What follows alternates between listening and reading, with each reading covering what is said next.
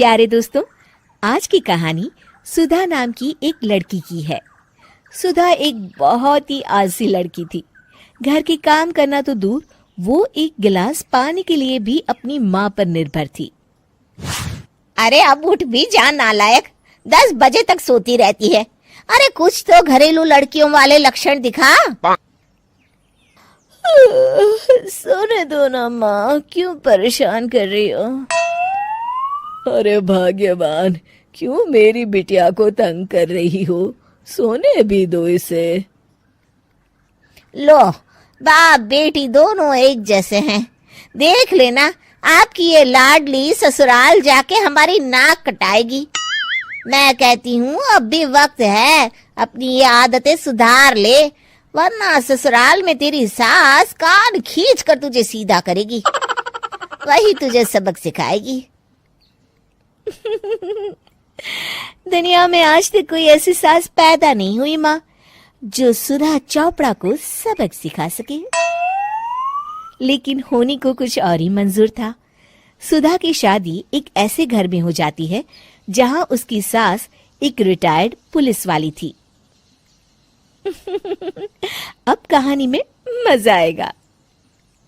हाँ माँ, यहाँ सब बहुत अच्छा है। मेरे ससुराल के लोग भी ना बहुत मिलनसार हैं। ठीक है माँ, मुझे नींद आ रही है, फोन रखती हूँ माँ। ठीक सुबह 5 बजे। अरे जल्दी उठो भाग्यवान, वरना कयामत आ जाएगी। हैं? अरे क्या हुआ? कौन सी कयामत आ जाएगी? अरे मेरी माँ आ जाएगी। तुम नहीं जानती, इस घर में सिर्फ मेरी माँ का हुक्म चलता है। सबको सुबह 5 बजे बिस्तर छोड़कर हॉल में पहुंचना ही पड़ता है। अरे अब इंसान क्या अपनी नींद भी पूरी नहीं करेगा? यहाँ मजाक चल रहा है क्या? तभी वहां सुधा की सास आ जाती है। अटेंशन! मजाक तो तू समझ रही है बाबू, ये मेरा घर है और यहाँ हर किसी को डिसिप्लिन में रहना होगा। अटेंशन! अरे माँ जी, लेकिन इतनी सुबह कौन उठता है? कौन होता है मतलब?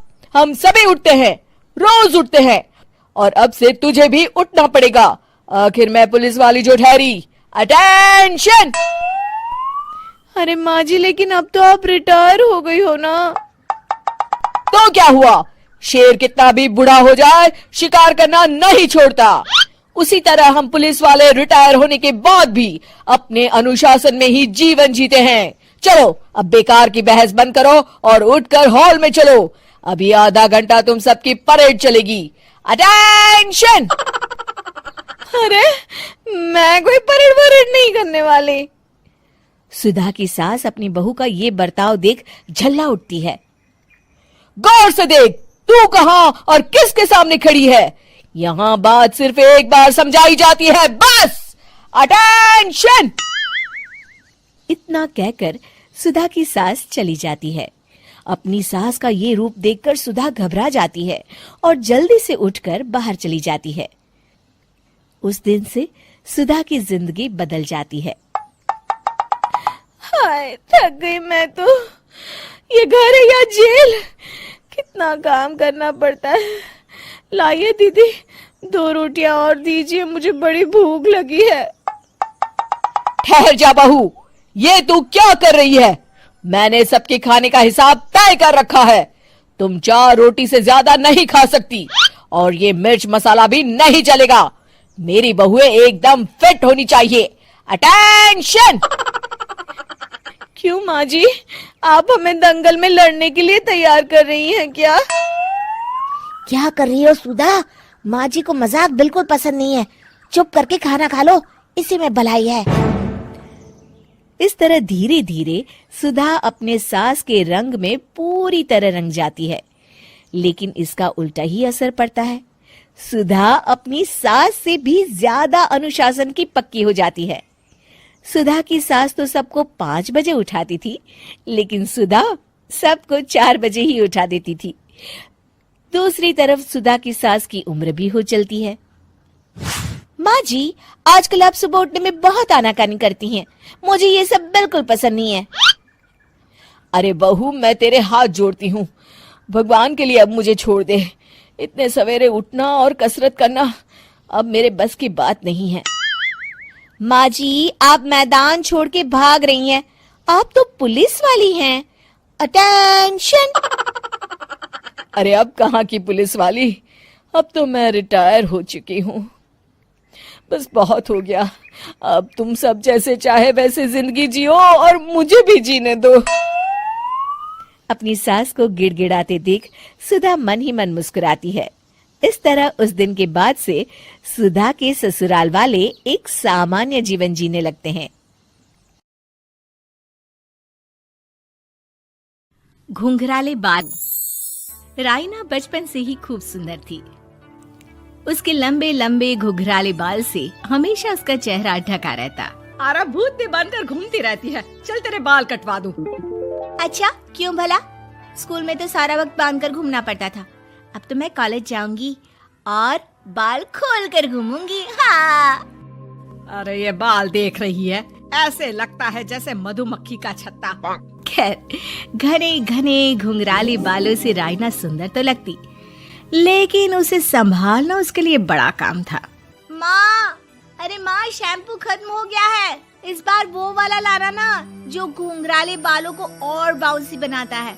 माँ ले आना, हाँ जरूर से।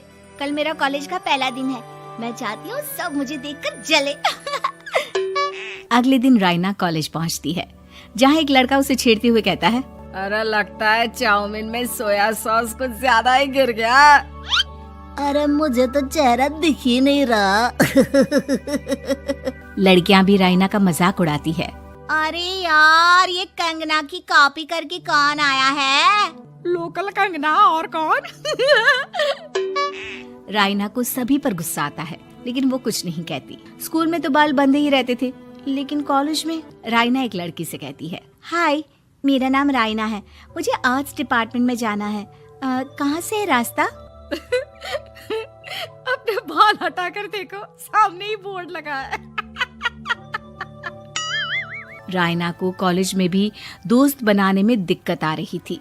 वो रोते रोते घर आ जाती है। माँ, मैं क्या करूं? आज तो सारा दिन लोगों ने न जाने क्या क्या बोलकर मेरा मजाक ही बना कर रख दिया। माँ प्लीज कुछ करो ना मेरे बालों का। मैंने तो पहले ही कहा था कटा दे, पर तू। अरे कटाने से क्या होगा, उल्टा जो थोड़े बांध कर ये इन्हें समेट सकती है ना, वो भी नहीं कर पाएगी। तो क्या मेरी कोई दोस्त नहीं बनेगी कॉलेज में, या मैं हमेशा लोगों के मजाक का ही शिकार होती रहूंगी? राइना जोर जोर से रोने लगती है। तभी उसका छोटा भाई आ जाता है और राइना के बालों के बीच एक पेंसिल छुपा देता है। तभी उसका दोस्त भी पीछे से आ जाता है। अरे ढूंढो ढूंढो, कहाँ है पेंसिल? मैं नहीं बताऊंगा। दोस्त काफी कोशिश करता है, लेकिन उसे पेंसिल नहीं मिलती। वो वहाँ से चला जाता है। थैंक्स दी, आज आपके बालों ने तो मुझे बचा ही लिया। अच्छा, बहुत दिनों के बाद बालों को लेकर कुछ अच्छा सुनने को मिला। मुझे भी पहले लगता था कि मेरे बाल सबसे सुंदर है, लेकिन अब पता चला। अरे क्या पता चला, क्या हो गया? देख, किसी भी चीज के ना दो पहलू होते हैं, या तो तुम बालों से ही लोगों का मन जीतो, या फिर रोते रहो। अब ऐसे घने बाल तो तुम्हें भगवान ने दिए हैं। राइना को पिता की बात समझ में आ जाती है। वो सोच लेती है कि जिन बालों के कारण वो कॉलेज में एक भी दोस्त नहीं बना पा रही है, उन्हीं बालों से वो दोस्तों की लाइन लगवा देगी। अगले दिन कॉलेज में डेस्क में राइना बालों को आगे कर लेती है और लोगों को लगता है कि राइना का चेहरा पीछे है, लेकिन राइना घने घुंघराले बालों को हटाकर हंसने लगती है। देखा मेरे बालों का कमाल, इससे मेरा चेहरा भी नहीं दिखता और मैं चलती क्लास में सो भी सकती हूँ। सभी राइना को देखकर हंसने लगते हैं। क्लास में परीक्षा चल रही होती है तो राइना अपने बालों में चीटिंग के पेपर छुपा छुपा कर आसपास के बच्चों की मदद भी कर देती है, जिसके बाद से तो राइना क्लास की हीरोइन बन जाती है। वाह राइना, तेरे बाल तो बहुत कमाल के हैं। मैं तो इन्हीं के कारण पास हो गई। और पता है, मैं तो अपने काम का सामान राइना के बालों के बीच में ही फंसा देती हूँ। जैसे जैसे काम होता है वैसे वैसे इस्तेमाल करती हूँ। अब तो क्लास में हर कोई राइना के साथ बैठने की जिद करता। रायना में इसे लेकर घमंड आ जाता है। उसे लगता है कि वही क्लास की सबसे डिमांडिंग लड़की है। फिर एक दिन, मैं इस कॉलेज में नई आई हूँ, क्या आप मेरी दोस्त बनेंगी? मैं? ओह सॉरी, मैं इस क्लास की सबसे डिमांडिंग लड़की हूँ। हर कोई मेरे साथ ही रहना चाहता है। एक काम करो ना, वो पीछे की सीट दिख रही है, जाओ जाकर वहीं बैठ जाओ। लड़की को रायना की बात बहुत बुरी लगती है, लेकिन वो करती भी तो क्या, जाकर चुपचाप पीछे की सीट पर बैठ जाती है। तो आज का लेसन सबने याद किया है ना बराबर से? जितनी भी चीटिंग करने वाली लड़कियां थी वो रायना के पीछे जाकर बैठ जाती है और जोर से चिल्लाती है, जी मैम, सब कुछ याद है, कहीं से भी पूछ लो, हम तो मास्टर हैं मास्टर। क्यों? ये बोलकर वो रायना के कंधे पर हाथ रख देती हैं। रायना भी खुश होती है कि कॉलेज की सबसे स्मार्ट लड़कियों का ग्रुप उसका दोस्त है। पीछे बैठी वो लड़की देखती है कि कैसे मैडम के सवाल लड़कियां रायना के सर को देखकर दे रही है। शाबाश, मुझे खुशी है कि तुम लोग इतनी अच्छी पढ़ाई करने लगी हो। मैं प्रिंसिपल से कहकर तुम लोगों की स्कॉलरशिप की बात करूंगी, जिससे तुम लोगों के माता पिता का पैसा जो फीस में लग रहा है वो बच जाए। सभी लड़कियां खुश हो जाती हैं। टीचर के जाने के बाद एक लड़की कहती है, गर्ल्स, अब हम लोग ना सिर्फ सबसे स्मार्ट बल्कि सबसे इंटेलिजेंट भी हो गए हैं। इसी बात पर आने वाले संडे को मेरे घर पर पार्टी, सबको आना है, ओके? सभी लड़कियां पार्टी के लिए एक्साइटेड हो जाती हैं। रायना भी। माँ, मेरे कॉलेज की सबसे स्मार्ट लड़की ने पार्टी रखी है संडे को, मैं भी वहाँ सबसे अच्छी दिखना चाहती हूँ, लेकिन ये बाल। घुंघराले बालों का तो कर भी क्या सकती है। तभी उन लोगों की नजर पार्लर के एक इश्तिहार पर पड़ती है जो 3000 रुपए में बाल स्ट्रेट कर रहा था। माँ, मुझे पैसे देना, मैं बाल सीधे करवा कर आती हूँ, संडे को पार्टी में सबसे अच्छी लगूंगी। बस फिर क्या था, अपने घुंघराले बालों को रायना पार्लर जाकर स्ट्रेट यानी कि सीधा करवा लेती है। और फिर पार्टी वाले दिन, हाय गर्ल्स, कैसी लग रही हूँ मैं? ओह नो, शिट, ये क्या करवा लिया बालों का हाल? और जिसके घर पार्टी थी वो लड़की, अरे ये क्या करवा लिया? तुम्हें मालूम नहीं है, जिस बालों में चीटिंग रखकर हम लोग टीचर के अगर इम्प्रेशन जमाते थे, उन बालों को तुमने। अरे हमें तो स्कॉलरशिप भी मिलने वाला था, अब तुमने बाल सीधे करवा लिए, अब तुम हम लोगों के लिए किसी काम की नहीं हो। अरे लेकिन हम दोस्त तो है ना, क्या मैं अच्छी नहीं लग रही हूँ? हमें तेरे अच्छे और बुरे लगने की कोई जरूरत नहीं है, हम लोगों को तेरे बालों से फायदा था, अब वो नहीं है तो हम तेरे दोस्त भी नहीं है। जाकर बाल वापस घुंघराले करके आ, तभी तो हम लोगों की दोस्त बन सकती है। रायना रोते रोते घर आती है और माँ को सारी बात बता देती है। माँ, ला पैसे दे, मैं बाजार जाकर बाल ठीक करा के आती हूँ। लेकिन माँ, मुझे ये बाल बहुत अच्छे लग रहे हैं, काश ये बाल मैं पहले ही सीधे करवा लेती। देख बेटा, पैसे तो मैं तुझे दे दूं, लेकिन वैसे बाल करके तू फिर ऐसे दोस्त बनाएगी जो तेरे साथ मतलब के लिए जुड़े हैं। लेकिन इन बालों में तू ऐसे दोस्त बनाएगी जो तेरे साथ जीवन भर का साथ निभाएंगे। रायना को माँ की बात समझ में आ जाती है। शर्मा जी को कई लोग कंजूस समझते हैं, हालांकि वो हमेशा ही सेविंग्स की बात करते रहते हैं, पर कंजूस तो वो बिल्कुल भी नहीं है। उनकी सैलरी पूरी वो अपने परिवार पर खर्च कर देते हैं और जो कुछ बचता है उसे बैंक में जमा कराते हैं। उनके घर वाले और दोस्तों के बार बार बोलने के बावजूद भी वो खुद के लिए कुछ नहीं खरीदते। धीरे धीरे सबने बोलना ही छोड़ दिया। सिर्फ उनकी बेटी श्रेया अभी भी उन्हें इस चीज पर टोकती है। अच्छा सुनिए, आज आप ना बाहर जाएंगे ना तो मेरे लिए एक नई कढ़ाई ले आएगा, ये वाली जल के काली हो गई है। ऑफिस से लौटते वक्त ले आऊंगा, ठीक है? और खुद के लिए भी थोड़े नए कपड़े ले लो पापा। कब तक वही 6 जोड़ी कपड़े और ये पुरानी अटैची लेकर घूमोगे? पार्टी शादियों में पहनने के लिए भी आपके पास कुछ नहीं है पापा। अरे पैसे क्यों फालतू में खर्च करने हैं, ये कपड़े ठीक तो है, और पार्टीज और शादियों में वो मुझे बुलाते हैं, ना कि कपड़ों को। देखा श्रेया, तुझे बोल बोल के थक गई हूँ, तेरे पापा को कोई नहीं समझा सकता। श्रेया, तुम्हें कुछ चाहिए तो बताओ, ले आएंगे, ठीक है? मुझे फिलहाल किसी चीज की जरूरत नहीं है। श्रेया की बहुत कोशिश करने के बावजूद भी शर्मा जी को वो समझा नहीं पाती, पर वो हार मानने वालों में से नहीं है। उसको समझ में नहीं आता कि क्या किया जा सकता है और वो इस बारे में अपने दोस्तों से बात करती है। यार मुझे समझ में नहीं आ रहा कि क्या करूं कि पापा थोड़ा खर्च खुद पर भी तो कर ले। अरे ये तो अजीब है, एक आदमी इतनी मेहनत करके पैसे कमाता है पर खर्च नहीं करता। तूने अंकल से जिद करके देखा क्या? हाँ यार, सब करके देख लिया। मैं उनसे अगर गाड़ी भी मांग लूं ना तो मेहनत करके वो भी मुझे ला देंगे। पर परसों मैंने उनके लिए 80 रुपए की आइसक्रीम मंगवाई थी तो उनके गले से वो भी नहीं उतरी। अरे सुनना, मेरे पास एक आइडिया है, पर उसके लिए थोड़ी मेहनत और थोड़ी एक्टिंग करनी पड़ेगी। तू रेडी है क्या ये सब करने के लिए? हाँ हाँ ठीक है, तेरा आइडिया भी ट्राई करके देखते हैं ना। श्रेया और उसके दोस्त एक प्लान बनाते हैं। प्लान की तैयारी भी कर ली जाती है। अब बस बारी है श्रेया की। प्लान को पूरा उसे ही तो करना था। अगली सुबह जब शर्मा जी बाथरूम में नहा रहे होते हैं, ऑफिस जाने से पहले शर्मा जी के बॉस का फोन आता है जो कि श्रेया उठाती है। शर्मा जी के बाथरूम से निकलते ही श्रेया उन्हें बताती है, पापा आपके बॉस का फोन आया था, वो आपको किसी मीटिंग के लिए राज होटल में बुला रहे हैं। क्या? राज होटल? वो तो बहुत महंगा है। हाँ, और उधर का एक ड्रेस कोड है, आप कुछ भी पहनकर उस होटल में नहीं जा सकते पापा। अच्छा। हाँ, चलिए मैं आपको लेकर चलती हूँ कपड़े लेने।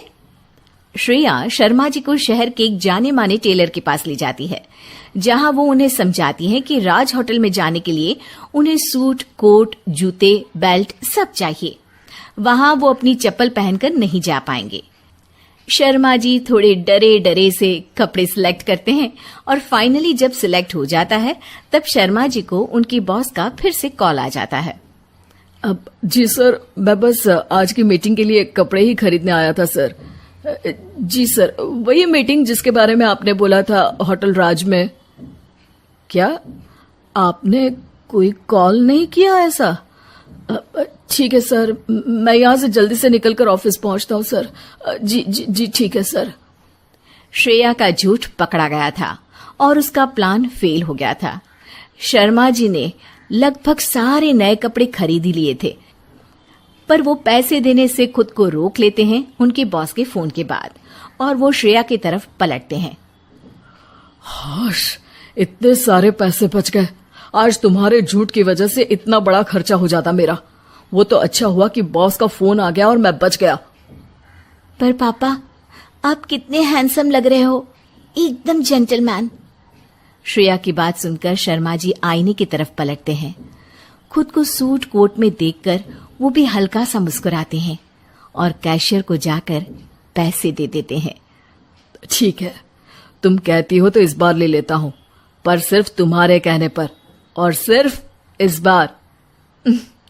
अगली बार आप खुद ही के कहने पर खरीद लेना, तो मुझे इतनी मेहनत नहीं करनी पड़ेगी पापा।